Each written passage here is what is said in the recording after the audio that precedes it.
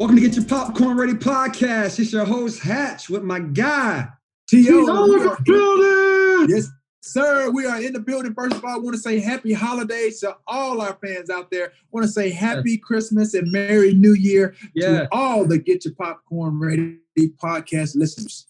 Absolutely. Hey, we got a special Christmas edition. Today, we're going to have Andre Reed from the Buffalo Bills, 2014 inductee of the NFL Hall of Fame, 7-time Pro Bowler, 2-time second team All Pro.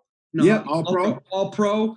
And again, the biggest thing about Dre Reed right now, because it's 2020, I know he's got a crime family backing him. It's not the Gambino family. It's not Lucky Luciano. He got the Bills Mafia backing this dude. So I'm all about Andre Reed coming on Get Your Popcorn Ready podcast. Absolutely. Shout out to Bills Mafia. Let's go. There it is. And don't forget to subscribe on the Himalaya app or wherever you get your podcasts. No doubt. And if you want to see the video version of this, obviously this is the Christmas holidays. Please tune in, subscribe, comment, like, share. Go to my YouTube channel, youtube.com/Terrell Owens. Coming up next, Andre Reed on Get Your Popcorn Ready podcast. Welcome to Get Your Popcorn Ready. It's your host, Hatch, with my boy. Yep. Your other host, T.O., is in the building. T.O. is in the building. We got another Hall of Famer, NFL Hall of Famer, Andre Reed is in the building today. What up, Dre? Yes, sir. Get your popcorn ready. It's going down, baby. It's going down. Hey, this is back-to-back Hall of Famers, huh? I don't know. We had about 10, so I don't know. You know what? But Dre is the lightest of the Hall of Famers that we've had so far. That is right. Yeah, we had Randy on. We had Randy on last week. Ooh, lightest.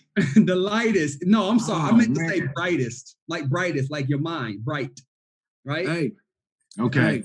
I'm excited. Get your popcorn ready. I see you. You are well prepared today. You got your Buffalo Bills helmet back there. Let's go. Your Hall of Fame bus back there. Let's go. Let's go. Yeah. Hey, you see that? Wow. Yeah. Hey, you ain't got one of these. I got a bus too. Hey, T.O., check that out. You got to get that right there. Oh, snap. Hey, where you get that at, yo? Mine bobblehead too. Mine bobblehead. T, tell them to make you some, man. I got all these bobbleheads, bro. Oh, I don't get down with the Hall of Fame like that. Andre Reed, T is not allowed to call. The Hall of Fame has blocked T.O. from calling up. Hey, y'all look at my face. They ain't blocked me from nothing. Hey, look at my face. Right, exactly. Hey, Andre, no. Hey, they ain't blocked T from nothing. That's right. But the funny thing about it is they can't block it. That's the bottom line.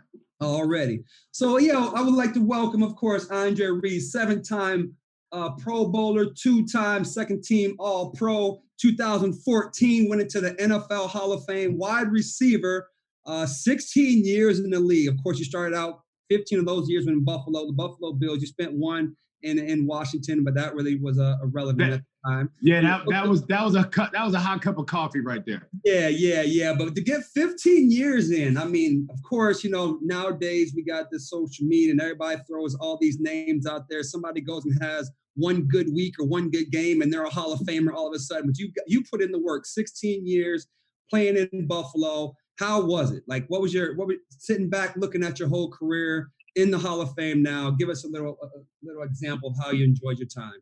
You know what? One thing about Buffalo, and T.O. knows this, he was there just for 1 year. Absolutely. Those are the best. Those are great fans. Those fans love you. Absolutely. They love you regardless. Right. Before you go in depth, yes. Let me elaborate on where you're about to go. Yeah. Hatch, you don't know this. But when they say once a Bill, always a Bill, a Buffalo Bill, let me tell you something, bro. I ain't gonna tell no lie. I went back to Thurman Thomas's retirement. Was it 3-4 years ago? About three years ago. No lie. So they brought me in, the PR department. They brought me in, and they didn't let the fans or anybody know that I was there. And so I got there and they kind of just held me off or what have you. So I walked out onto the field, and they have something they call lead the charge. So this is where they bring in former players or what have you. And then before the team comes out, they climb up this ladder, and then they literally do something. They lead the charge or what have you, and the players come out. So prior to that, I went out, and the fans didn't know that I was there. When I tell you, I had chills run through my body at the reception that I had. I'm talking about how many years you played there, Andre? 15. 15. When I walked out, you would have thought, no lie, you would have thought I played there for 15 years. That's how much love and adulation that they have for their players. So with that being said, I just wanted to share that for all the Buffalo Bills fans. I know that they're going to be watching, they're going to be listening to this. I appreciate the love. Orchard Park, Ralph Wilson Stadium. I got a chance to meet Ralph before he passed. Again, they welcomed me there. Like I said, I only went there for a year. I wish I could have extended another year or so, but they had other plans. But when I tell you, those fans are some of the most passionate fans that I've ever been around. And I played with a number of... So you was there for 1 year, and Dre was there for 15. So they must treat Dre like he Jay-Z or something up in the building. Like he walks on water. Like he walks on water. Is that how they treat you, Dre? Let me tell you, man. So go ahead. Every time I go up there, it's the same feeling, but it's different. And I think one thing about that organization, all the players that ever played there, and T he just hit the nail on the head there. They embrace you not only for what you are as a football player, but they become part of your family. They're like family oriented. I'm not saying other teams and other organizations don't have that kind of thing going on. Mm-hmm. But when you come off the plane, you step in Buffalo and you step in that stadium, it's a different feeling, man. There's no doubt about it. It's a different feeling. It's like I said, it isn't like any other place, but somebody who played in Green Bay or somebody who played in those storied, organizations in Lambeau Field and all that, they are there no matter what the weather is, no matter what time it is. What? No matter what happened the day before, the day after, they are like that. And Bills Mafia is out of control. Really? That's the heart and soul of the fans is Bills Mafia. Bills Mafia. What is the deal with the Bills Mafia? I mean, do they come down from New York? Are they part of the Gambino family? What is this Bills Mafia? When I was there was no such thing as Bills Mafia. And it's an organization. Now the Bills organization have bought the rights to that name. Wow, that's cool. So that's how big it is. They bought the rights to it. So when you talk about fandom in sports, Bills Mafia is like in the top 5. Absolutely. Right. And it's not how they embrace the fans, their fans. It's not how they embrace the team. Is what they do outside of the team. I mean, there's Bills fans all over the country and the world, bro. I got it on Instagram and on my social media. I get places like the Netherlands and Belgium. Well, Belgium's in the Netherlands. Germany. They're all over the place. They want me to come to games. Hey, man, fly to Berlin, Germany, and watch a game with us. So that's the Bills impact. Mafia is a cult. It's a cult, bro. Cult. It is a cult, man, and that's the impact that they have on the sports stage. And T hit it on the nose again. There's nothing like that place, man. There's nothing like the place. Yeah.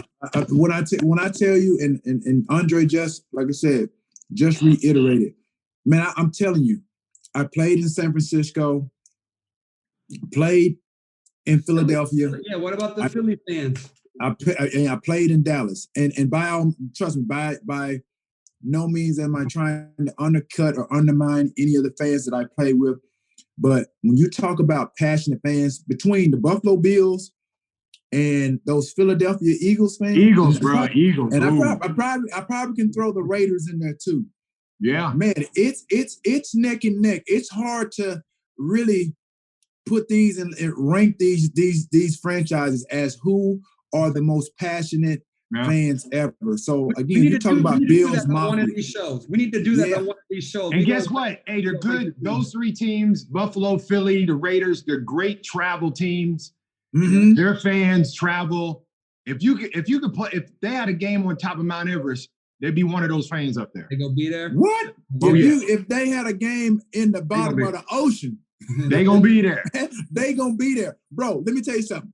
I was at one of the probably like coldest games for me playing in Buffalo. Bro, when I tell you there were people out there with no shirts on, man, no shirts, bro. Yeah. I was like, I'm talking about, I'm in my uniform and I'm freezing. I'm trying, I got hand warmers, hats. You know me, I don't like no cold at all. I'm looking around and they in the stands. And you know what? That motivated me to just play harder. Because I'm looking in the stands and I'm like, man, these guys are out here rooting and cheering for me. It's like no clothes something on. Below. And they have no clothes on. Hatch, even the women they got clothes on, but they hardly got clothes on too. Right. They got their cheeks out. They got their cheeks out. Like you said, you can't help but put 100% into what you're doing when those fans are out there. When they could be at home watching it, but they're there 8 o'clock in the morning. Those Winnebagos are already in the parking lots, and they already been there. Like back in the day during our Super Bowl years, it would be a Wednesday coming into the facility, and there's like 20 to 30 Winnebagos out there on a Wednesday, and the game ain't for 4 days. Right, exactly. So let's go there to the games and just like you said, just that fanfare and just the love and affection that the fans have for the Buffalo Bills. So I know when I played there in 2010, I stayed literally right down the street from Orchard Park.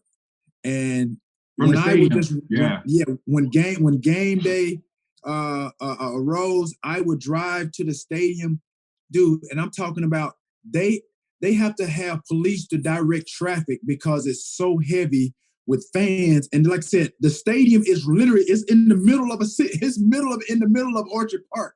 So just imagine all these fans, and like I said, the policemen, everybody, they're trying to navigate this traffic. So let's talk about Andre Reed, some of the Super Bowls that you guys have played in, and obviously some heartbreak of some Super Bowls that you guys went through. And I think that's the love and the affection that the fans have, because you guys were on the cusp four times, back to back.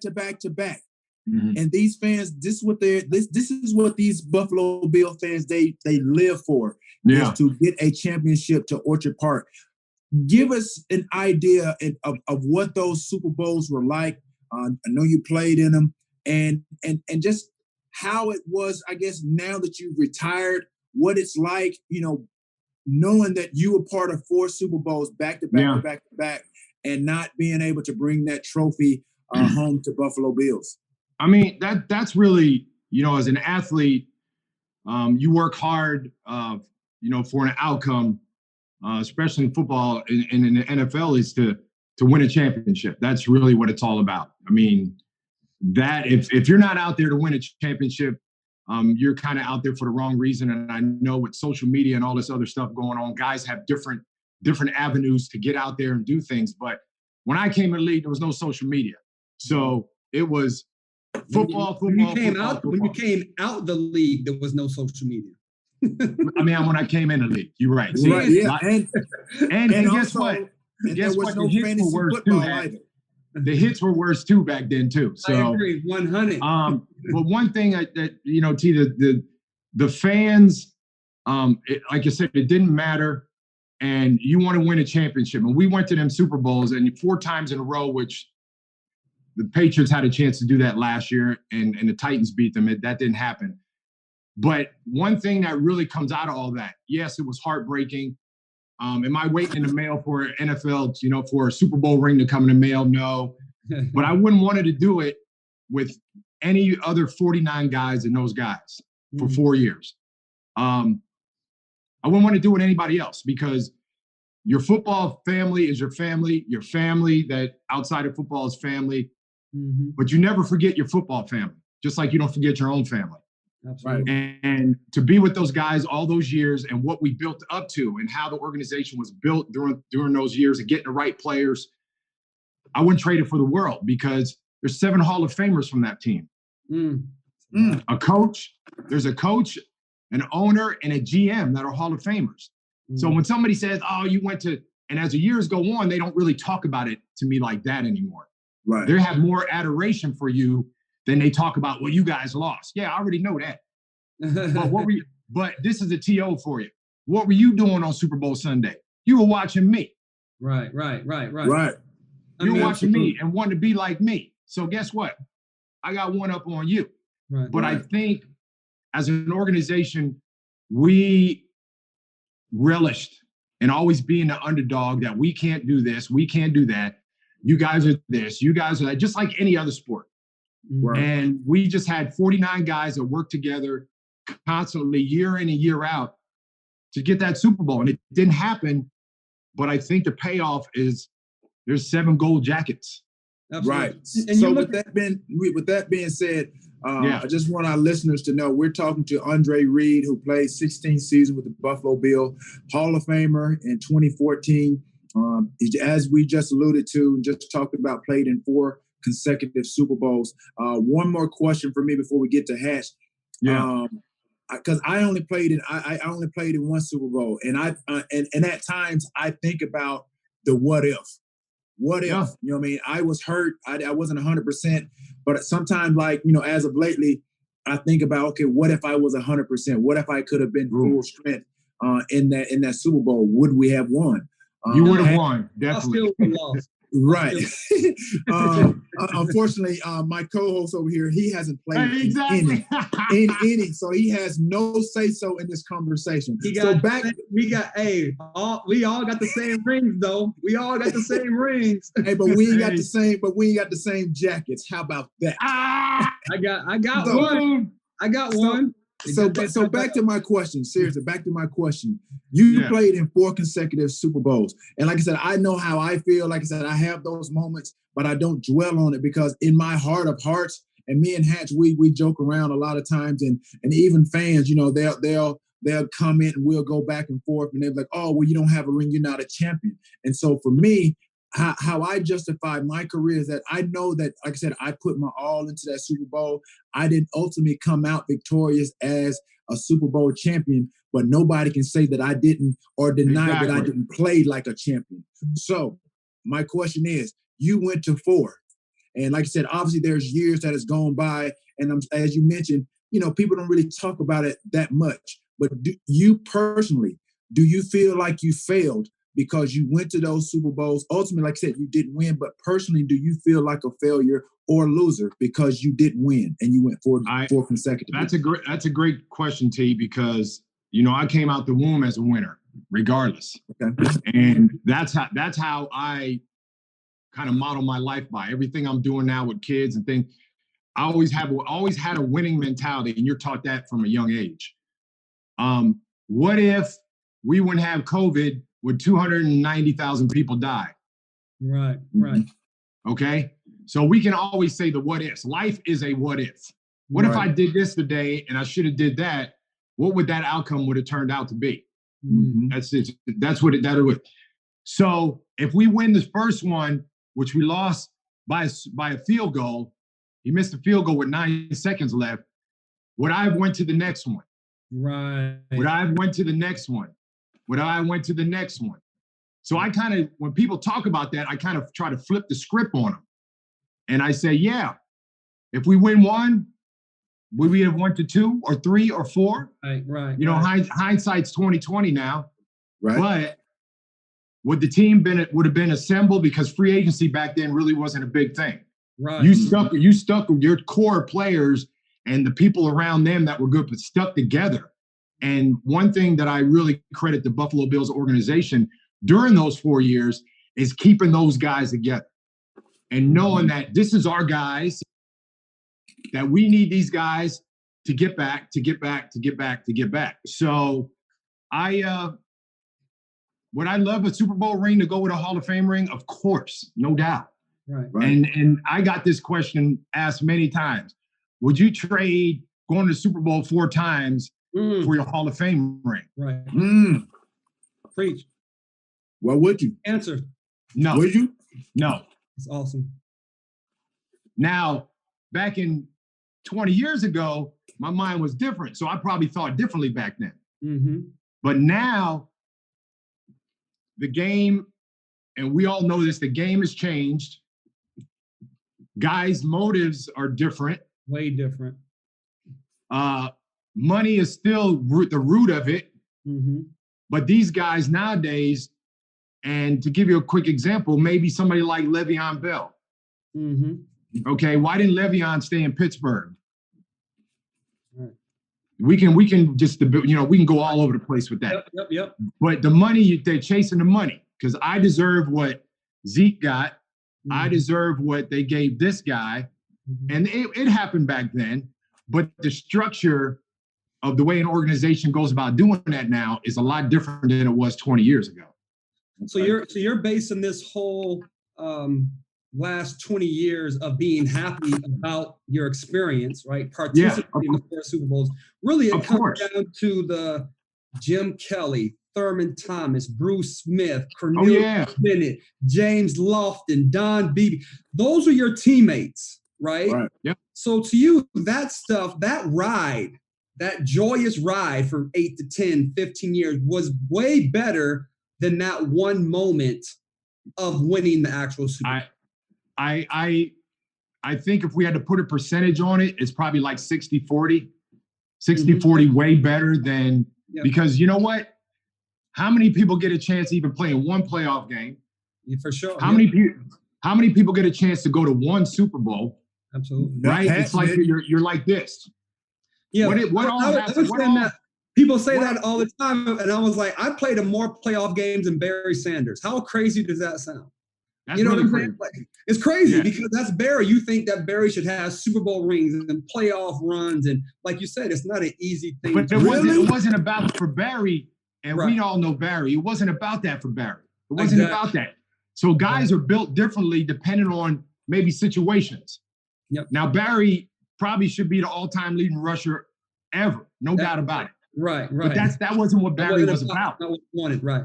So we have to give that wasn't his motivation. That wasn't his motivation. He was all about championships, and you know why he retired? Because the organization wasn't going in that direction. Right. And he quit early. Yeah.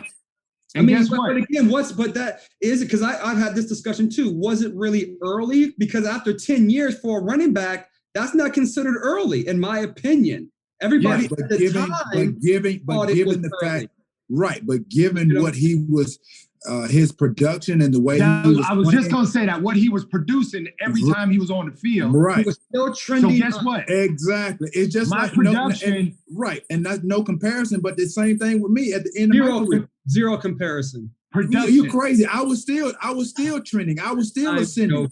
I know. But no, since you want to crack jokes, but who are you talking about? Got more playoff appearances? I might have got more playoffs than you. Who are you? What's your Hatch? name? How many games? Hatch? How many playoff games? Hatch? I think 7. Dude, I had 22. That's a lot. Oh, I had way more than 7. Hey man, you gonna have to talk. T was always hurt. T was always hurt. He didn't play. He just waited for the Super Bowl. Hey T, you got to talk to your producer on that one, bro. Hey, trust me, I ain't even gotta have him look. I know I played in more than 7. But you know what? If you look at that, there was even something on TV. It was called "What If." Right. What if something would have happened? Would it have turned out a different way? Sure. Right. So right. I think every team, every player, to a certain point, that is a Hall of Fame player or a great player, and something happens that maybe shouldn't have happened, and they thought it was going to happen differently. There's always that what if factor. I mean, I think as athletes, we're always trying to play that game because, again, our 98 Vikings team, if we would have went to the Super Bowl that year, we felt that we would have went like the next 3 out of 4. That's how we felt. Like you said, but we just didn't finish that first one. And like you said, I would have won the. You got to get 1 before you get 2. Right. And if y'all would have won that first Super Bowl in Buffalo, you're right. That team might have been dismantled by year 2 or 3, and then you might not have ever went to 4. Because back then in 1990, free agency was being talked about through the league. Right. And then when Plan B, y'all remember when Plan B hit? Yep. Dudes were just scattering like roaches, man, when the lights came on. Yeah, first check available. Yes. Right. So I think I played in an era.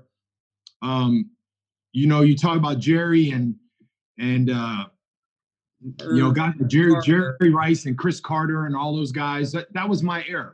Yep. Right. They voted 1996 receiving class, what T.O. was in, as the greatest receiving class of all time. And mine, 1985 was number 2. You heard it. You heard that Hatch hit that 1996 draft class. It ain't got nothing to do with you, though. Hey, I was a part of that draft class. I was definitely part of that draft class. Who else was in the draft class? Hatch, you're not even in the realms of this. You're not even in this conversation. But what I will add to the conversation is that we all have something in common here today, is that we played at small division schools. And right. That's why I want to transition to right now is that, Andre, you played it. I've never even heard of Kutztown State. Kutztown State. Kutztown State? Kutztown State. With a T. I've never even heard of Kutztown State, just like I've never really heard of Langston until I met this guy. Hey, you was up in that piece, though. So. Right. But just like, hey, exactly. And I'm sure a lot of people probably didn't hear of UT Chattanooga, but what we all have in common is that we kind of, I ain't gonna say we put him on the map, but people know of our university because of the production and what we did and, like I said, the route that we took. So just let our listeners know just kind of what it was like to play at a small school and transition into the receiver, the Hall of Famer that you are today. And I want all our listeners to really pay close attention to our special guest here. We have Andre Reed, Hall of Fame, inducted into the Hall of Fame in 2014, 16 season with the Buffalo Bills. I think, back in when I came out, the Division II to small school player was pretty obsolete. Jerry Rice was 1AA. Randy Moss, when he came out in 98 or the year he came out, went to Marshall. 1AA, yep. 1AA. So I'm not saying that my draft year really started a trend. All right, I'm on the TO. I'm on y'all's show, so I'm gonna say it did say that. The small school guy, especially at the skill position, me and Jerry started that trend of going to 1AA Division II schools. Because you look at guys like Adam Thielen, and mostly on these rosters now, there's Division II, 1AA Division. There are players all over the place now. Absolutely. Right? And whatever reason it is back then it was called finding a diamond in the rough. Right. Yeah. Now there's really to me that doesn't even exist, because you got Pro Bowlers that are D2 guys. You got guys that are perennial Pro Bowlers that are 1AA guys. So that's really, we could throw that just throw it out right now. Right. But back then, the big thing was, are you able to transition from being that small school guy who dominated everybody to skipping the schools like Notre Dame and SC and LSU and all the big schools right to the pros and make an impact right away. Right. And Jerry Rice did it. And Jerry was Jerry. Walter Payton did it. T.O. did it. Tennessee Chattanooga. And then, I'm below them at a D2 school where we used to count it. Right. Yeah. Right. I mean, because HBCUs back in the day, black college football, we have a lot of people in the NFL Hall of Fame, and people don't understand. Oh, they got their own Hall of Fame, HBCU schools. Got your own, and then you have the NFL Hall of Fame. You take a look at that thing. There's a lot of HBCUs in there, and again, not playing on the same level as your Notre Dame, Ohio State, and Miami. Yeah, and look what Deion's doing. Look what Deion's gonna do. Jackson State. Yeah. So going to Jackson State and taking over the helm there, not only does Deion bring excellent football mind and what he's done as a Hall of Famer on the field, he brings credibility. He brings knowledge. Like I said, he's got a great mind, and he's going to mold those kids. Whoever go to Jackson State, not only is he going to put them on the map, but he's going to make those kids way better people than maybe football players. Absolutely. He's going to groom those guys to go from boys to men as it relates to off the field. The on the field stuff, again, that's going to take care of itself. But I want to ask you one question. Obviously, like I said, going to a Division II school, and obviously now we realize that how the recruiting process is. Guys will find you no matter what. Based on the recruiting and how they scout things of that nature. So you can go to a Division III school. If you're good, they're going to find you. They're going to get you. Right. They're going to get you. Then, let's go 30, back 30, however many years you played. Were you ever concerned that because you went to a Division II school in Kutztown State that you weren't going to be able to make it? I think, I was a high school quarterback, and I was we wasn't a great passer. Mostly we were more option because I ran the ball. That transitioned when I got to Kutztown because I was kind of a homebody kid. I wanted to stay close to home. And Kutztown was 45 minutes from my house. So I can go home on the weekends, and I still had that home. I could still feel the house. Right. So obviously I wanted to play football. But my dad and my mom wanted me to get an education, number one. That was the thing. Football, did I know football was going to take me to be a Hall of Famer someday? I could have stood out in the rainstorm and it's lightning all around me and never got hit by a lightning bolt. That's how, that was the odds of that. But I think my passion for the game, regardless of where it was going to be, took me to a small Division II school 45 minutes up the road because I wanted to play football and I wanted to do it justice for my mom and get an education. Now, years after that, scouts, my senior year, my freshman year, first scout came up to me. This is 1981. The Seahawks had just came into existence in 76. Wow, right. So 5 years later. 5 years later. So I'm on campus and head coach calls me into the AD office. He goes, I got somebody here who wants to meet you. He's from the Seattle Seahawks. He wants to talk to you about, football, your game. What are your aspirations, all that. Dude, you talking about T, I was so scared. I was like petrified to talk to this dude. Because I'm 21 years old. Matter of fact, I'm barely 20. I'm probably 21. I'm probably 19 or 20. I'm still a young kid. And a scout wants to come up and talk to me about where do I want to go with my football career. Yeah. Right. And he watched film on it. It was the real joints too, the black and whites. And so he was watching film and the film broke. So they had to splice it and do all that. That's how old it was.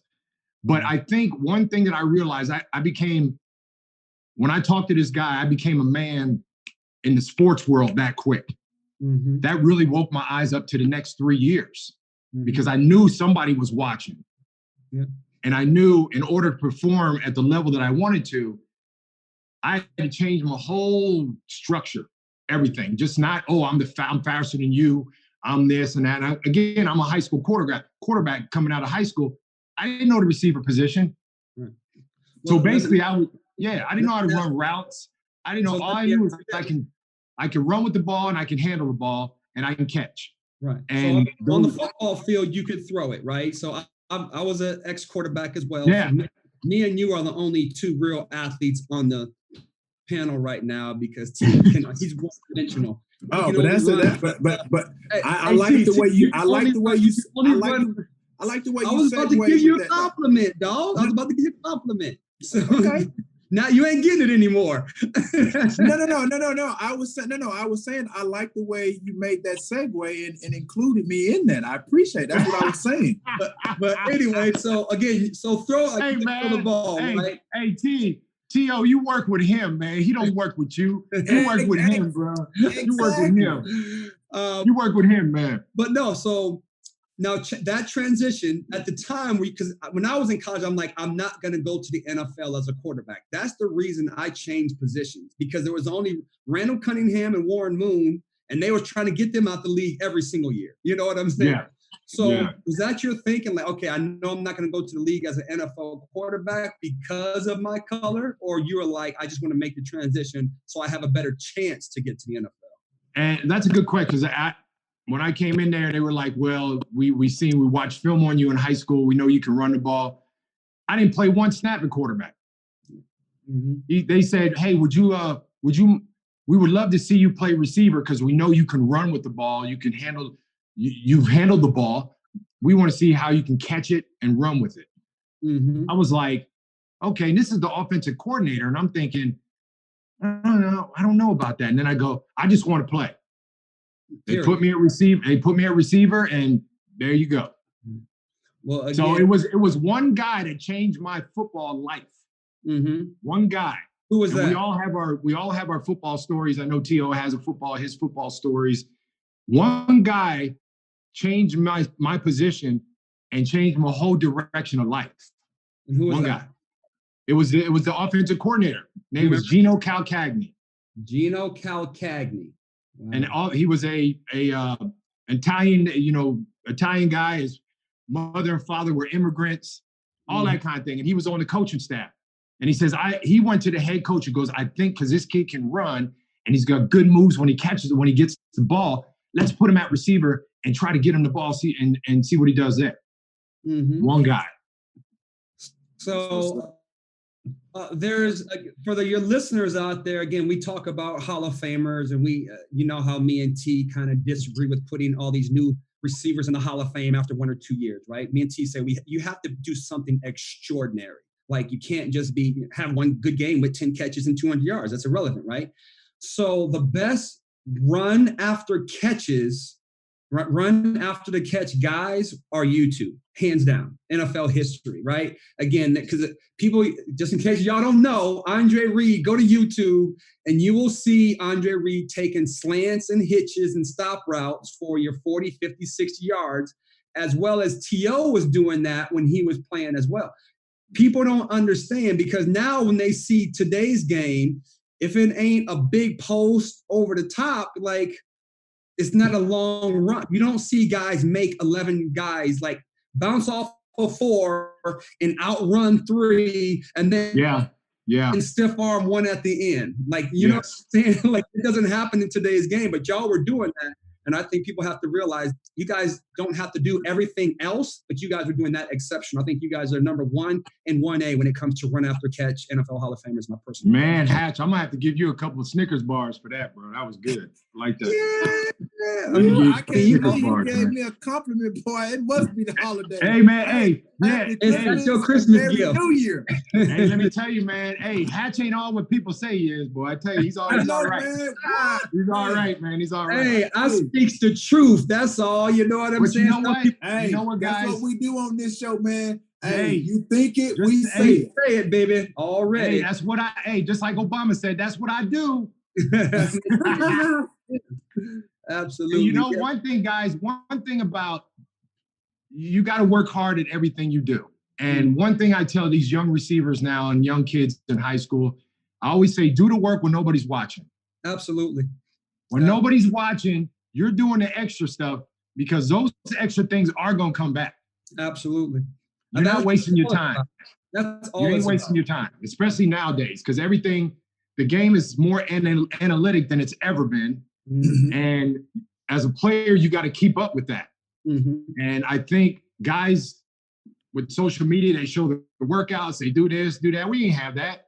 Right. You better get in the gym, do what you got to do, get on the field, run your routes, do your jugs, do all your little small things. That's when nobody's looking. Absolutely. Now everybody's watching them because they're filming it now. Yeah. And I tell you, we'll work out with some players, and they come and we start the workout, and they want to bring their phone out there. I'm like, it's not time for that yet. You know, let's at least get an hour good of work in, and then at the end, if you want to take a couple glamour shots, you go right ahead. Yeah. You got to understand that work is going to get you seen, not these fake picks that's going to get you seen. Exactly. Hey, let's let's talk about again that transition from you going from a high school quarterback to receiver, because there's a number of other guys that are in the league now that have made that transition. And I know for fun, I mean, obviously, with that background of being a quarterback, did you ever consider, going to the coach, like, yo, coach, can I, if is there ever an emergency situation, would you be the quarterback? Yeah, that was always, an option. Right. At the time we had the quarterback we had at the time was a D2 All-American at the time, my sophomore and junior year. So there was always that thing that could have happened, emergency quarterback. But as soon as I got out wide and they used to move me around everywhere because they always keyed on me and they had double teams and this, I kind of liked that because I was a focal point and I had to step my stuff up. Bottom line, when you're the focal point, you either put up or shut up. That's for sure. You either put them up or put them down or you out.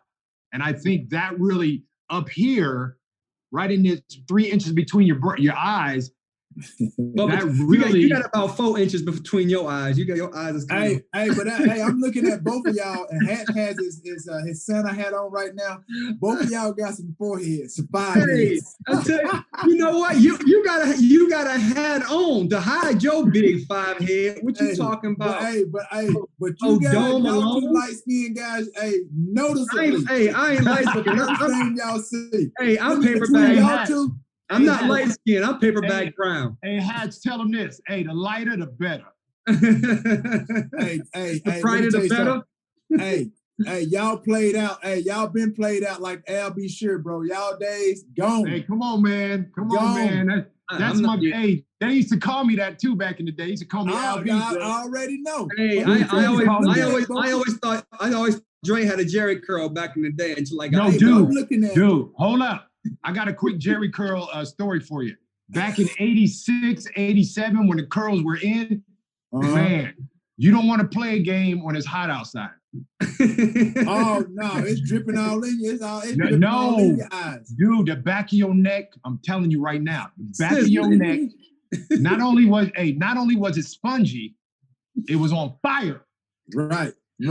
But I'm looking at both of you guys now. I'm looking at both of you guys now on this screen, and y'all might be related because both of y'all got long ass chins and long ass foreheads. And y'all sure y'all like related? Your face just long. How you gonna talk, chump? With your little what? Yeah, this is funny.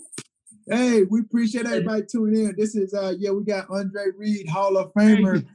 Hey man, y'all crazy, bro. Y'all crazy, man. Y'all crazy. So Dre, I know you waited 9 years to get to the Hall, right? Yeah. So I didn't go through the process with T, but I was familiar with some of the things he was going through when he was waiting on that call from the Hall. And of course, this dude got mad. He was mad at me. I didn't get mad. I just tried to explain the other side. See, T, I don't get mad like you. You get mad. No. I wasn't mean. I don't get mad. I just wanted to explain. You got even though. Hey, did you get even? I apologize. I misspoke. He wasn't mad, but he was a little concerned, about what I was doing, about my decision. Had an opinion. Hey, how many times have I talked to you? Because we're gonna get on that. How many times did I talk to you the first time I see first of all when you were up, and then 2 years after that? Who did I talk to you about things? Oh yeah, absolutely. You okay. I mean, you amongst a couple of others, like real true Hall of Famers that I spoke to, and, that's right. And I didn't, and I took it as I took it genuinely. I took it to heart. It wasn't just for the moment that I was there that you guys were like, oh man, there's no doubt you're a first ballot, you're a shoo-in. That is like, bro. No, my first year up, when the Super Bowl was in San Francisco, and then the year after that, the Super Bowl was in Houston. So so there's a process, when you're a Hall of Famer, they bring you out there, you go to a number of events, this and that and the other. They have a big luncheon with the number, obviously with the finalists, things of that nature. And so again, I ran into guys like Andre Reed, obviously Jerry was there. Some of the older old heads, the old Hall of Famers, They all came up to me and they were very complimentary. And like I said, some of it is like, just it was like political. Oh yeah, man, you're gonna make it, this and that and the other. You're a shoe in. I can tell when it's genuine, when it's just I'm there. Well, I was the right thing. I was real with you. No doubt for sure. So again, and the thing is keep taking it as being real. Yeah, don't say you deserve to be in the Hall of Fame. Give me something real you told him at the time, Dre. I just said, I think the one thing, and this is what I had to realize too, because when I retired, I was number 3 in yard catches, number 5 in yards, and 7 in touchdowns in 2000 when I retired. So am I thinking first ballot? I think during those 9 years that I was up, I had guys like John Randall and guys that had been in, 3, 4, 5 years before that time, before I was eligible. They told me that the one word, and I think I told T this, is it's a process. Process. Mm-hmm. It's a process, and we got to, just like any other team that's trying to build, there's a process that has to go on. Mm-hmm. And yeah, I was in the same class fighting with Tim and Chris Carter for years. Mm-hmm. We were kind of on the same ballot. Now, every year at the same time, people would say the same thing to me. Like right around now, they would start saying things. Yep. So after 5 years, here's how I flipped it. I said, well, maybe, to myself, I said, well, maybe it wasn't just, maybe it isn't meant to be. Mm-hmm. So because I got that out of it. Maybe it just ain't meant to be, and I got to be okay with that. Mm-hmm. Would I be okay? No, but I'd have to be okay with it. So there was my mentality right there. And then as I went to 8 of those dinners, 8 of those luncheons, as T.O., I went to 8 of those luncheons. Hey, you better than me, because after that first one, hey, I didn't go to no more dinners after that. And I kind of thought, but I always started, again, I thought about the process. Then I had, Bruce and Thurman and Jim, they already in there. So if I, they would be all up on me if I didn't, that kind of thing, whatever. So the process, and I told T it's a process. And I think it wasn't that he wasn't bitter. Obviously, I can see the bitterness in him without him even saying one word. Absolutely. I can see the bitterness. So I threw that out. I threw the bitterness out. Right. I just explained to him about the whole process and hope that he realized, regardless of what he did in the league, one of the greatest ever, we got to realize on this side of it, there's a process that's going on. Mm-hmm. And that's what I tried to reiterate him those 3 years, that this is a process. And I think he got it. And I know he got it because as soon as I believe that he got it, boom, the next year he was in. Did you receive those words, T, when Dre was talking to you? No. I at that point, yeah, because I hadn't really, like I said, I hadn't gone through the process of them coming to my door and telling me that I hadn't made it. So this was before, I got the actual knock on the door, and that's how they told you. Right. So for 8 straight years, it was a phone call saying, you didn't make it this year. Right. So prior to that, the second year, I got a phone call because I was en route back to the hotel. I wasn't at the hotel. But the first year, I'm back at the hotel, and I got the knock on the door from David Baker, and he said, "Oh, unfortunately, you didn't make it." So I'm one of those guys. I'm sort of like a realist, and again, with you explaining that it was going to it's a process, I took that to heart, but understanding, and like you said, when you retired, you knew where you were statistically, so you felt like, okay, and with the class of people that you were in there with, I'm like, okay, well, I'm a for sure first ballot. I'm a for sure shoe-in. So getting all this vote of confidence and praise from peers and guys that had already been in the Hall of Fame, I'm taking it, okay, these guys know what they're talking about. So the voters should obviously feel or think the same way. Right. So that's how I felt. So when I didn't make it, I'm like, all right, cool.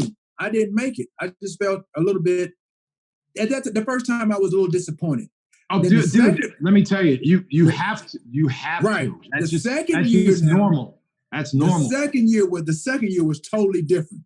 Now, when I didn't make it the second year, and I was in the class with some of these guys, and when they started, obviously, breaking down why you should be in and you shouldn't be in, and they shouldn't have done that. They shouldn't even did that. Yeah. Right. So then they started talking about all these off the field issues and problems that I supposedly had, and which I had none.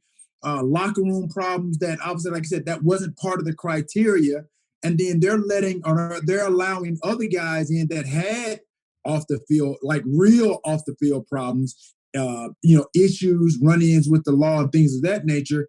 That's where I felt disrespected, because I'm like, okay, this shouldn't even be brought up. And you should be, obviously judging me based on my body of work. And as you said, like I said, where you were at your time when you retired, that's where I was. I was second, third, fourth, whatever.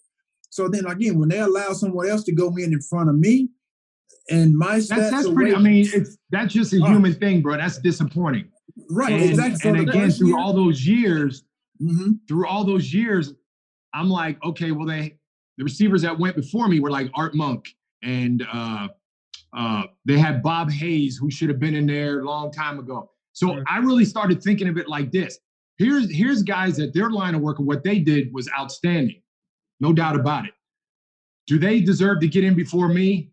And it took me a couple of years to say, well, maybe, maybe not. And then about that 6th year, when they were putting in, again, Art Monk, and they had, there was a couple other guys there. Guys like Cliff Branch, who should have been in a long time. Drew Pearson, who should have been in a long time. These are guys that set the table for all of us. So I kind of started thinking that way, like, of course there's no doubt about it. Right. And I had to think of it that way, just to like you said, those guys are going to say what they want to do, what they want to say. What you did on the field and how you impacted the whole game of football for eternity, that's already etched in stone. Well, let me ask you this, Dre. Because it is right here. Because it is the stone, right there. Stone, right. Yeah, and before you get to that, Hatch, let me just say this. The second year, like I said, I wasn't, at that point, I wasn't even disappointed no more. I felt disrespected. And then and not to cut you off, Hatch, but again, you talk about the process. I tried to take that into consideration. Okay, the first year, cool, I didn't make it. And then the second year, like I said, based on my body of work, and then obviously, like I said, the writers, who, again, the David Baker and all these people appoint to ultimately induct us in there. They have a job to do. And I felt like they didn't do their job, to the point of really acknowledging and really showing people, okay, this is our job. This is what we're supposed to do with these nominees. And when they go outside the scope of that and not allow the rightful people to be in there, that's where I felt disrespected. And then that went into, and you definitely had a right to it. There's no doubt about it. You're 100% right about that. And so going into that third year, that's what I already knew. After my second year, I kind of already had an idea of kind of ideally what I wanted to do. I wasn't going to the ceremony after that. Mm-hmm. So go ahead, Hatch. So I think they probably couldn't find enough dirt to make your bust with, T. but Dre, hey man, so Dre, you gotta work with this dude. Yo, T, you gotta work with him. It's all in fun, baby. How you work with him? I know, man. It's the Christmas holidays. Hey, man. But why you work with that dude, hey, bro? But T, why you playing? The first thing you thought about when you saw Dre's bust is it's too dark. That's the first thing you thought about. That's right. I guarantee. Look, lying, bro. Dre is about 18 shades lighter than his bust. Oh my God. Hey, honestly, Dre, that ain't what I thought about. Yes, it is. That's wrong, bro. When I saw yours, it immediately made me want to go get mine. No, but no, yeah. I want we get some serious questions on here too, Dre. But I want to take you back again. Your lifestyle, right? You went to 4 Super Bowls. You didn't have the win, the ring from the Super Bowls, and then after that 8th call from David Baker or whoever from the Hall said that you didn't get in, was that a low time in your life? Was that so disappointing? Because me personally looking at it, I'm like, I still went to 4 Super Bowls. I'm still going to the Hall one day. My terminology. Right. So yeah, Yeah, which was the lowest point? Losing those Super Bowls or not getting that call maybe after the eighth time? seventh or eighth call. Yeah, which was the worst? I want to know where you were mentally after that eighth call. Right. I think you win a Super Bowl because it's a team-oriented thing. Right. Okay. When you get a bust and you get a ring and a jacket and your face is made of bronze and it's there for 40,000 years. Obviously there's a team aspect to it. Mm-hmm. But you did something so individually extraordinary that it really doesn't compare to what a Super Bowl like a team does. How many Super Bowl rings are out there? A lot. Mm-hmm. And there's a lot of people that got Super Bowl rings that you don't really know who they are. And maybe they don't deserve it. Facts. Right. Facts.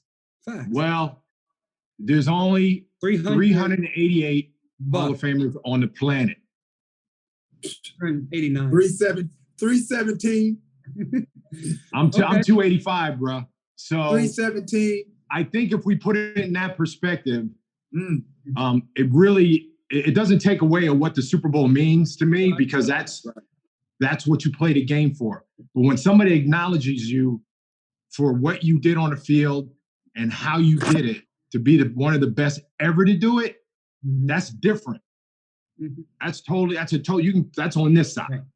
So that's what all that stuff means. And then really how you carry yourself. I think the Hall of Fame stands for a lot for what you did on the field, but what you do as a Hall of Famer, how you carry yourself speaks more volumes than going to a Super Bowl and winning. Yep.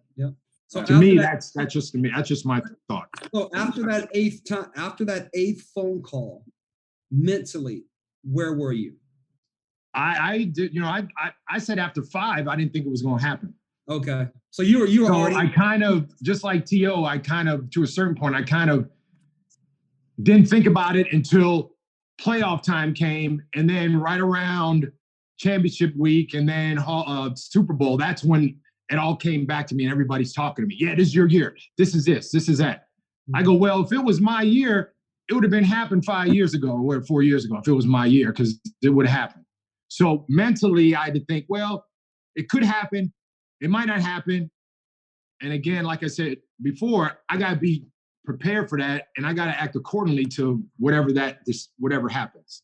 Mm-hmm. Well, so you could be Drew Pearson, who's been crying for years and years about. He cried on TV, on national TV. He cried on national TV and had a party, and they dogged him out.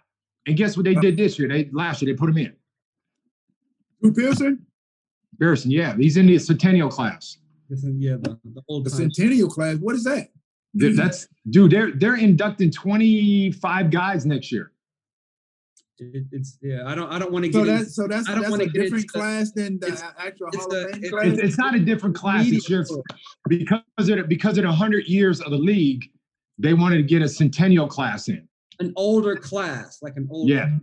Yeah. Not old timers, but older. So does that mean? So do you still feel the same? For me, that sounds like honorable mention. I mean, you can't say that. Look at Hatch. Hatch, you want to laugh. I do want to laugh, but that's messed up though. You can't say that because I'm just saying this mainly because Drew Pearson. I really don't care for him. He's had some really negative things to say about me. That's and all then right. I've seen he'll be all right. I've seen, like, I think that what Andre is talking about, he had this whole little celebration. I guess he thought he was going to make it and he didn't. He want to cry. You called me a crybaby the other day. He need to sit his crybaby ass down somewhere. Yeah. But at the same time, I don't really pay attention to this Hall of Fame stuff. So obviously Andre is really connected. So where's your jacket, Dre? It's downstairs, man, in some cellophane. So I know. I saw T.O.'s jacket on the mannequin at Macy's the other day.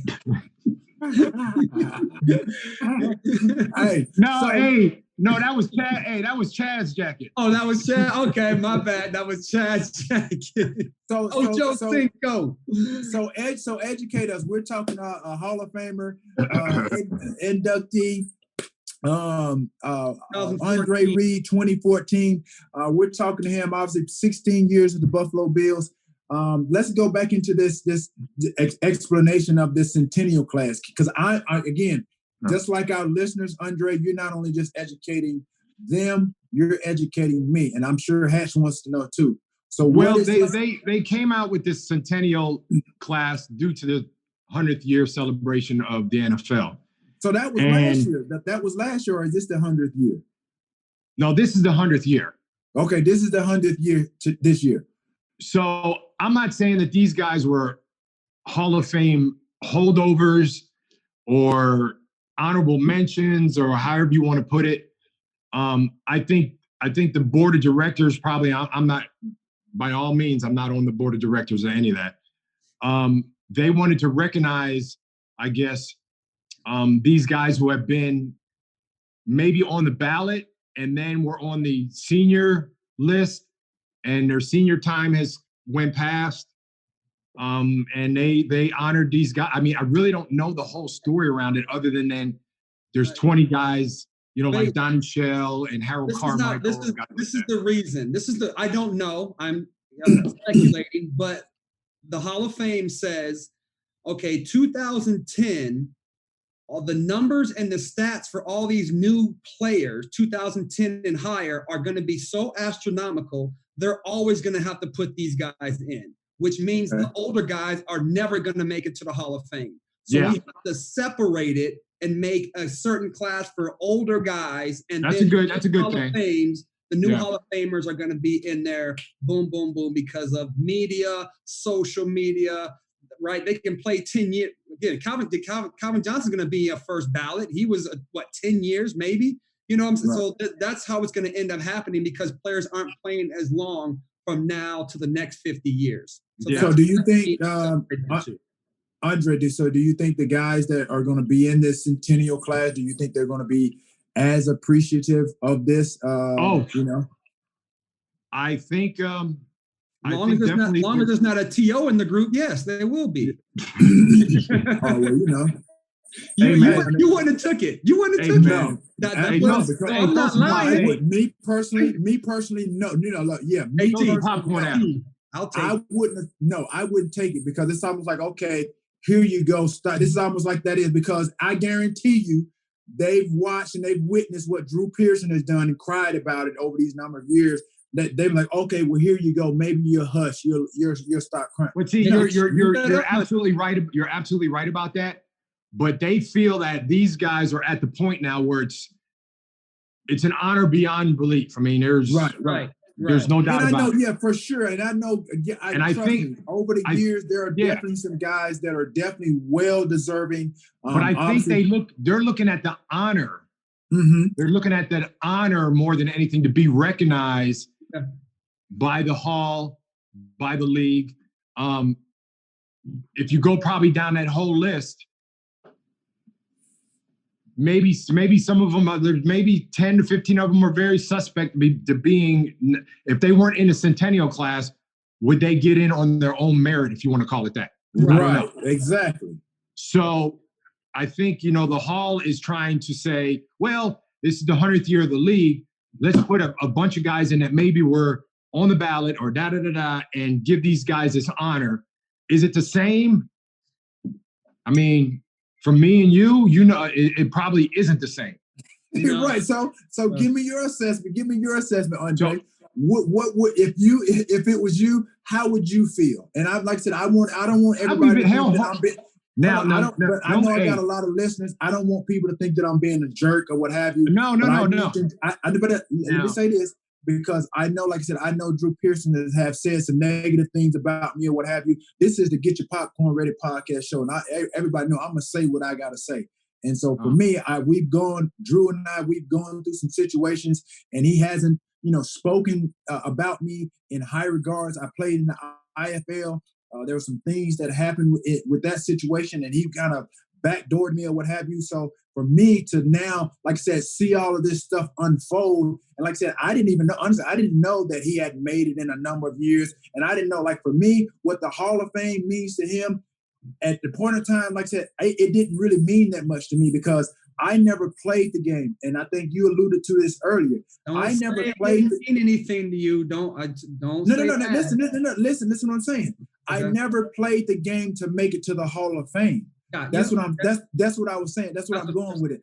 I never played the game to make it to the Hall of Fame. But once I realized where I was statistically, and I got nominated, I understood what that meant. Like Andre said, there's only 388 of us.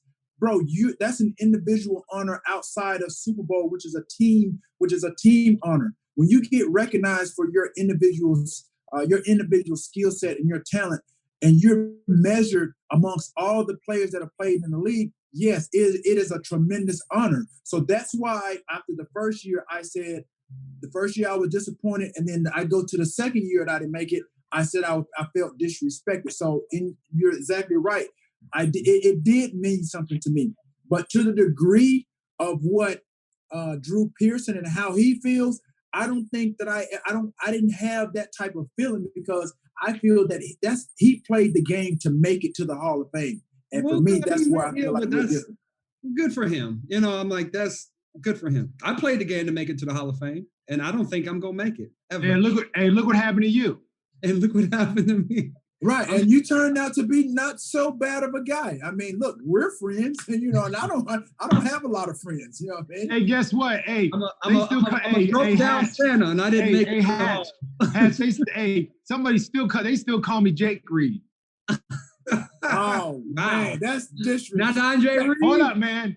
Jake Reed is as dark as this bus. Come on. Yes, Big Willie Jake. That's my dog. Man. Big Jake. Hey, come on, man.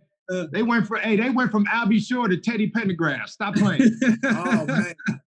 Hey, speaking of music and entertainment, right? So we know, like I said, you live out here in Southern California, from San Diego. Come down to LA sometimes. We get to hang out. But so you have been to LA doing a little Hollywood thing lately. I've been hearing your names in the acting world. What's a little explanation about that? How'd that come about, and what are you doing now with it? I met a guy named Peter Lenkoff, who's a producer. He's produced a lot of movies, been in a lot of movies, been involved in a lot of different projects. And he recently, I guess about probably 5-6 years ago, brought back the old Magnum PI, Hawaii Five-0, and MacGyver. And I had met him through some other people and seen him here, and he asked me, he says, "Have you acted before?" I said, "Yeah, I acted every Sunday." Yeah, act the fool. And he said to me, and he goes, "Nah, I'm serious. Have you ever been on camera and played a part in this?" I said, "Nah, but I would love to do that." And he goes, "I would love to put you in one of my shows." And I said, "Okay, cool." I said, "As what? Am I going to play myself, or what am I going to do?" Da, da, da, da. He goes, "Oh, we'll find a spot for you." You go play Albie Shore. Yeah. I play Jake Reed, bro. And so this was about 6 months later. He gives me a phone call. He goes, "Hey man, I got a great part for you on my show on Hawaii Five-0." And I said, "Okay, cool." He goes, "Send me the script." He goes, "I'm gonna send you a script. I want you to read it. Film yourself saying, the script and your part. Send it to me so I can send it to people. Do all this, da da da da da." So here I was playing a car salesman at a Kia car dealership. Okay. I can see that. Okay. I can see that. So I had to so my buddy, a friend of mine I play golf with here, actually is a car salesman. Yep. At a delership here in San Diego. That's how you do the homework, Dre. That's how you do the homework. I did my homework. Exactly. I did my homework. So it was like, all right, so did all that stuff, whatever. Flew to Hawaii, was out there for about 5 days, did all that stuff, knocked it out, had a little viewing party and all that. I was only on there for about 10 minutes, 5 minutes. You had a viewing party for 5 minutes. Hey, 10 minutes. Hey, good. Hey, I was there. So I played the part of a sleazy kind of like dirty car salesman that somebody got killed because there was some money to be made, and I had something to do with it. Mm-hmm. Okay. And so that turned into another stint on Magnum PI. Nice. And then that turned into another little stint on MacGyver, where I played myself. Okay. And I played the car salesman again from the other show, but I played myself And I supposedly, the whole thing about it was I got arrested because I was trying to impersonate me. That's pretty good. Hey, T, man. T, it was cool, man. It was a lot of fun to do. I played 2 parts. No, I get it. Trust me. It was fun. You said you 10 minutes. Hatch has been in the movie industry. Go. And I guarantee you can't find 10 minutes of clips of all the years that he's been in there. So you're definitely way ahead of Hatch. That's very funny, T. Seems how I'm the only one on who has award-winning films on here. But I've been on the big screen. I've been on the big screen. So have I. I just don't talk about it. So we need a collabo, Hatch. We got a collabo, man. Hey, collabo. Let's bring back the R&B group. You be perfect for it. Hey, I've been on the big screen as well. I just don't really say anything. I've been on some indies. I've been on the screen with some major stars like Michael Ealy. Just because they're indies don't mean they're a small screen. So remember that they're still big screen. There's a big time. Independent films are big screen. Don't get it twisted. I know that. I just wanted you to say that. Thank you for clarifying. Hey, guess I just want everybody to know that I've been on the big screen. I got you. I appreciate that, Hatch. You know what I tell people? You ran right into that. About it. You know what I tell people? I said, hey, I got my SAG card. Hey, that SAG card is a big moment. That SAG card I'm collecting little bitty checks every other week here. So, I got get a check for about $273. There you go. Ooh, there you go. Hey, you know what? I can play, I'll be sure you can play the dude from Ready for the World. Hey, I'm all in, baby. I'm all in. You can play the manager. Hey, I had a little short scene in About Last Night. You know what I mean? And then I saw that. Yeah, and then the little independent film. Dre lying. He did not see. hey, and then the independent film that I had an extensive role in. That was Dysfunctional Friends. Because you dysfunctional. Thank you very much. We got Andre Reed here on Getcha Popcorn Ready podcast. Before we go, Dre, give us your top 5 wide receivers of all time, just in your personal opinion. They don't have to be 1 through 5. Just give us your 5. You can be in there or not be in there. Right, top exactly. 5 of all time. Yeah. Wow. Oh, and trust me, that's a good one. Hey, just because he's on here, you don't got to put him in the top 5, bro. Don't. Here you go. Exactly. I'm gonna go Jerry 1. I'm gonna go T.O. and Moss 1A and 1B. Okay. I got Steve Largent in there. Okay. Respect. Ooh, wow. Respect. I got Steve Largent in that top 5, man. Steve Largent, bro. Quick story. My rookie year, second year in the league, third year, we played in the Kingdom. And they have imploded that since. Yeah. I came out early and was watching Steve Largent like this. Mm-hmm. Writing it down. You know who Steve Largent reminds me of at the NFL level? This guy reminds me, this guy that I'm about to name, this is what he was doing at the collegiate level. He didn't make it in the NFL, but he's a white guy, played for Florida, Chris Doering. Oh, like Sleepy. That's disrespectful to Steve Largent, but I know what you're saying. Hold up. In comparison, Chris Doering, when he at different levels, that's where at the height of, because they're both white guys, they really did their thing, and like I said, they were competing at high levels against some stiff competition. You know who's like that right now? Adam Thielen. Oh yeah. But I don't know about that. Again, it's close though. Disrespectful to Steve Largent. It is close. Get it, but no. I'm just saying in comparison of what Andre is saying at the NFL level. That's what Chris Doering was doing at the collegiate level. He was killing fools, Chris Doering. Right, that's what I'm saying. He against other 18-year-olds. Of course, he was killing them. But Steve Largent was doing that versus Pro Bowlers and Hall of Famers. That's the difference. That's why Chris Doering has I get what you're Spurrier drawing it up, but yes, I know it. I get the playmaking ability. White guy, I get it. Right, exactly. But you got to think about the SEC. SEC is a powerhouse. Like that, there's a number of guys that played just think about the receivers that played in the SEC at that level. And these are black athletes. And then you think about him being a white guy doing what he did. His record just got broken probably like a few weeks ago by Devontae Smith of Alabama. He had the record held for like 20-something years for touchdowns in that 4-year span. I think it was like 30, 32, 34. Who was throwing to him? Was Tebow throwing to him? Or was that Danny Warfel. I think it may have been, yeah. That's your boy, man. Danny Wolf was your boy. They were good for college, but you know. Yeah, Danny Wolf, you know what? Hey, guess what? It's the same. When people try to Wolf, you know who he throws like? Let me see if you guys know your history. Danny Wolf throws like who right now in the league? Phillip Rivers. Phillip Rivers. There you go. Good one. Phillip Rivers.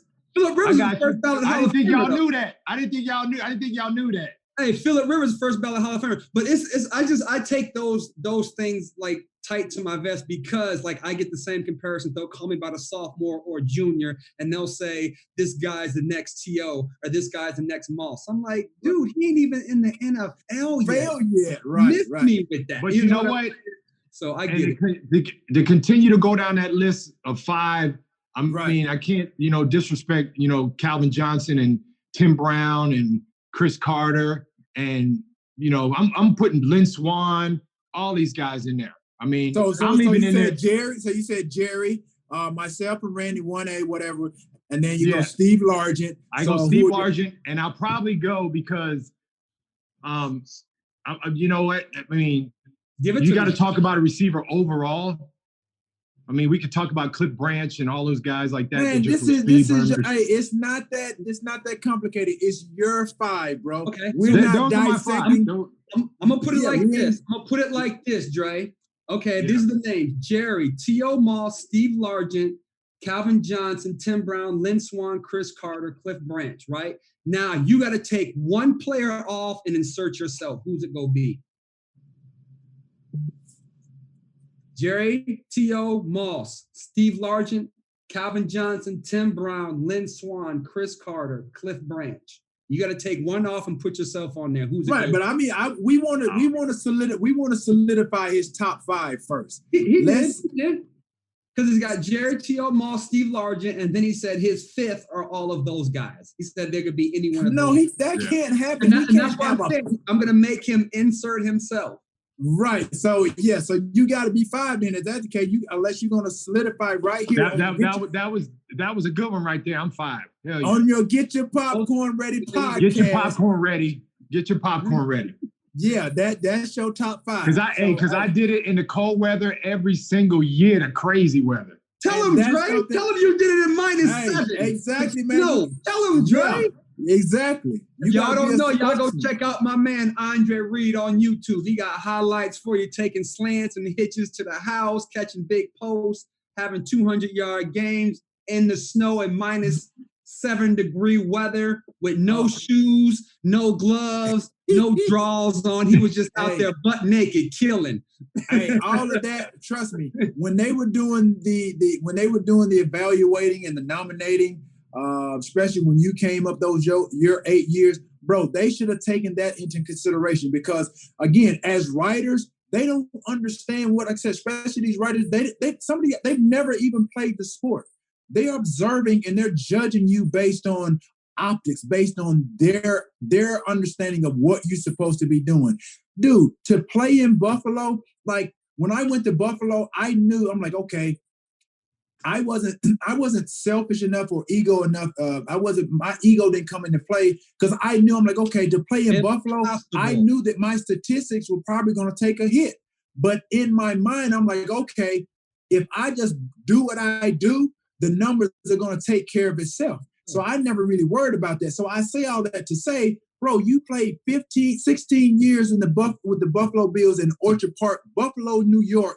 Bro, it's called when it comes wintertime, the game plan changes a lot sometimes based on the weather. And the fact that you guys were really throwing and you were catching, man, bro, that's something again like that is overlooked. K-Gun. Thank you. I appreciate that. Hey, I appreciate you guys, what you guys are doing with this podcast, man. You guys got great guests. And for me to be on here with you guys are family. You guys are fellow receivers, but you're my friends.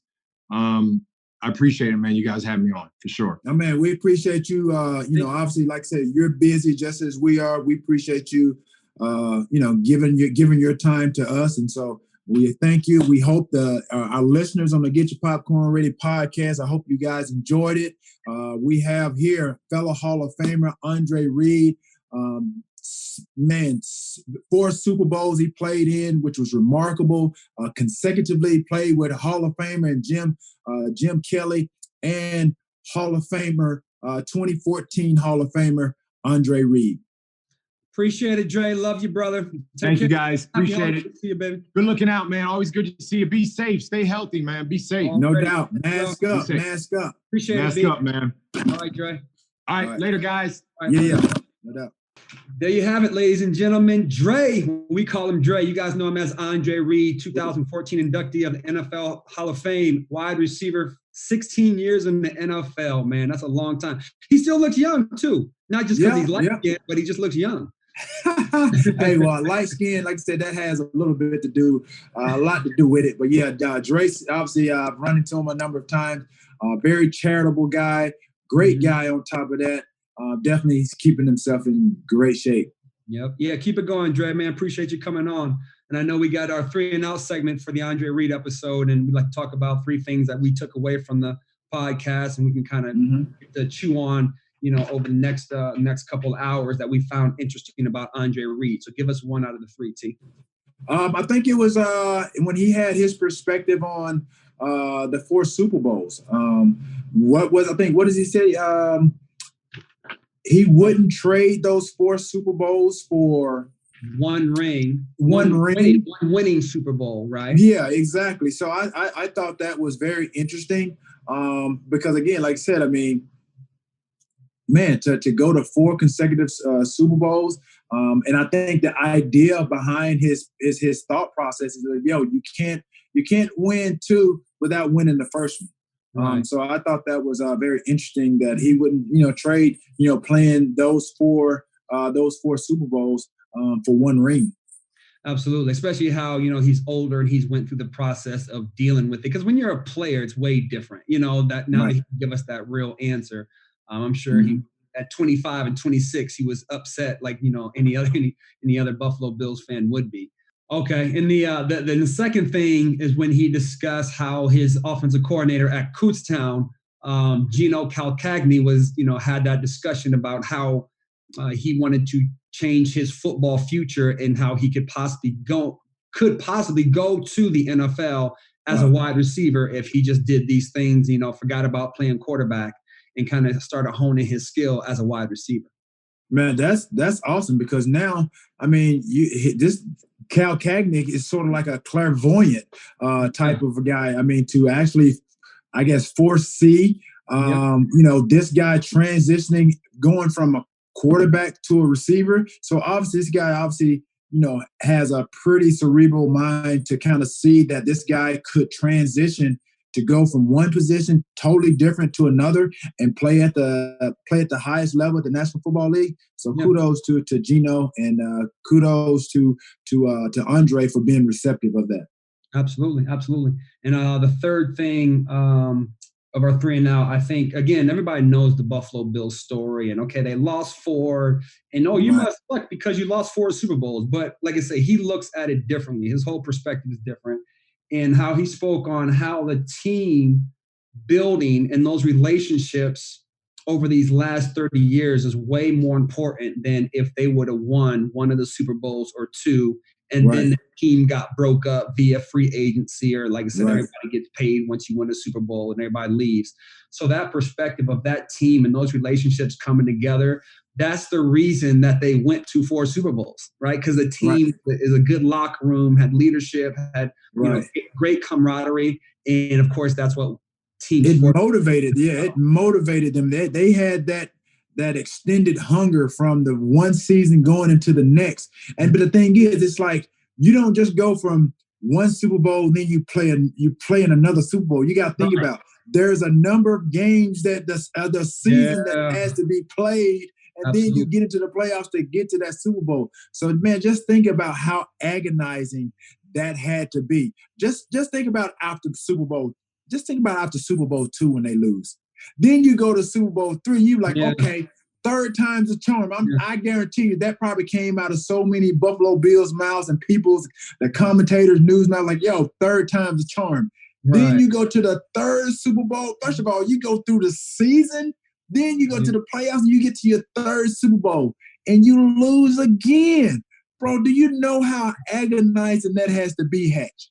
I think it's more mental toughness, because if you look from 2000 to 2020, the modern day athlete, Super Bowl losers automatically next year have a bad season because they're not mentally tough enough to handle failure. You know what I'm saying? I think that's that team camaraderie that he's talking about. Like, we had to pull together. Like you say, the media's clowning them. Right? Three is a charm. The media was clowning them, I'm sure. And I'm sure, some of the fans probably fell off the wagon. But that locker room is tight. Like I said, I think that's the biggest piece of what sports can be about.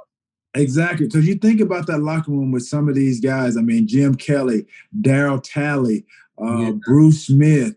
I mean, all the Don Beebe, Tasker, all these Buffalo Bills greats that I've been fortunate enough to be in, share their locker room, their stadium with.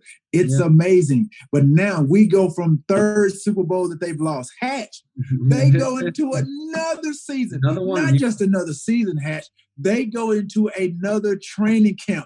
Do you know what the training camps were like back then? Yeah, 2 a day? Long 2 a day.